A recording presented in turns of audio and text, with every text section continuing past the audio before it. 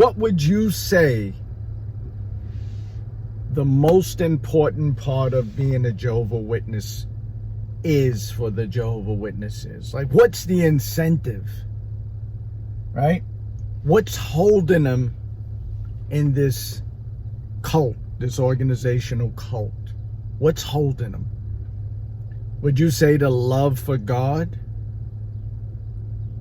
Would you say the love for Jesus and his sacrifice? Would you say the love for the organization, the companionship of the other brothers and sisters?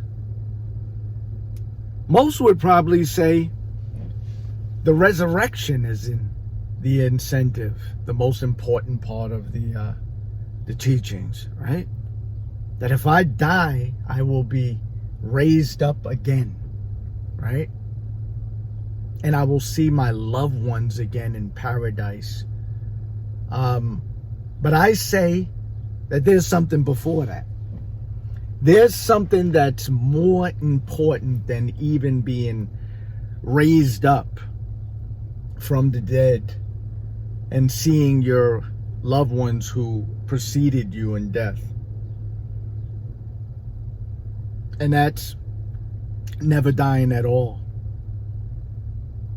Yep, that's the most important part of the indoctrination that they hold you with.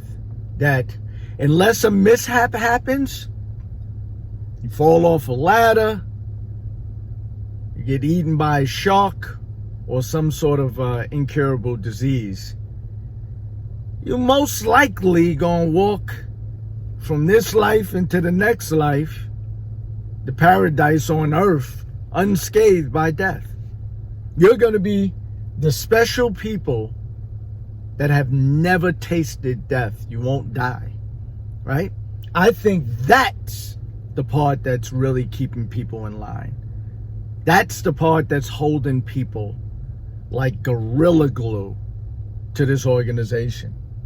I won't die. My family won't die. We can hold hands and walk from this system of things into the next system of things.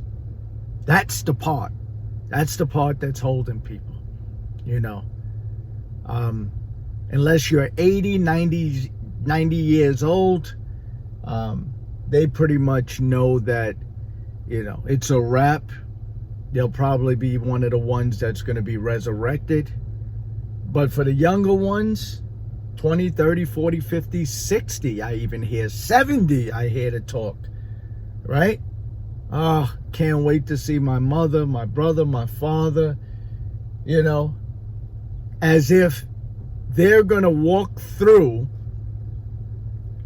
unscathed by death, and they're going to be the ones to witness the resurrection of their loved ones. No, you're going to be part of it too. If that's the case, if that's what's going to happen, no, y'all going to be all brought up again, you know? You're not going to be there waiting on, no. You know, so that's the reality of it. And with that being said, would you stay in the organization if that doctrine changed? And they said, okay, you still will be resurrected, brothers and sisters, but you're going to have to die. Yeah, everybody got to go through death, you know. Would it make sense for you to follow this organization? It's like, well, damn, I got to die anyway. Like, what am I following you for? I would gamble, and I'm not a betting man. I will gamble that people would leave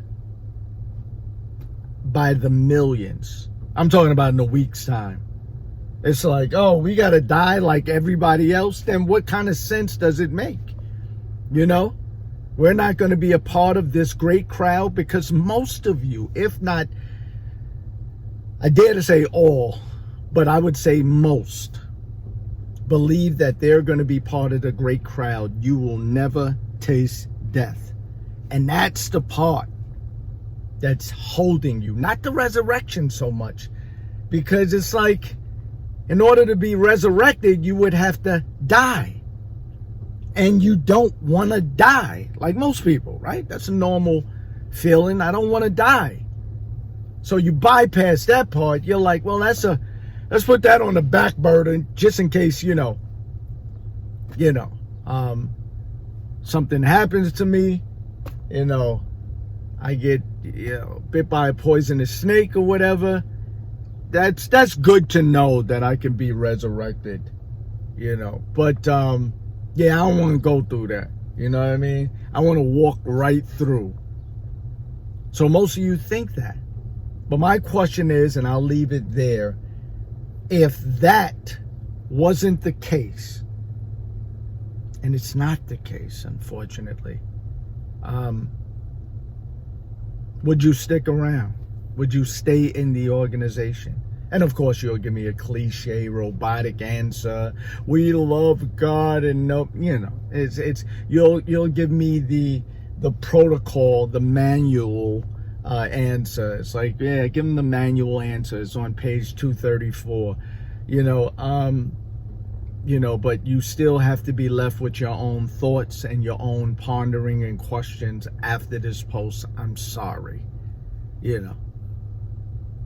You're going to have to go through what billions have gone through. And that's death. Shouldn't diminish your love for God. Shouldn't diminish you praising God and serving God and glorifying God. It shouldn't. But that's the case. As always, just think. Love.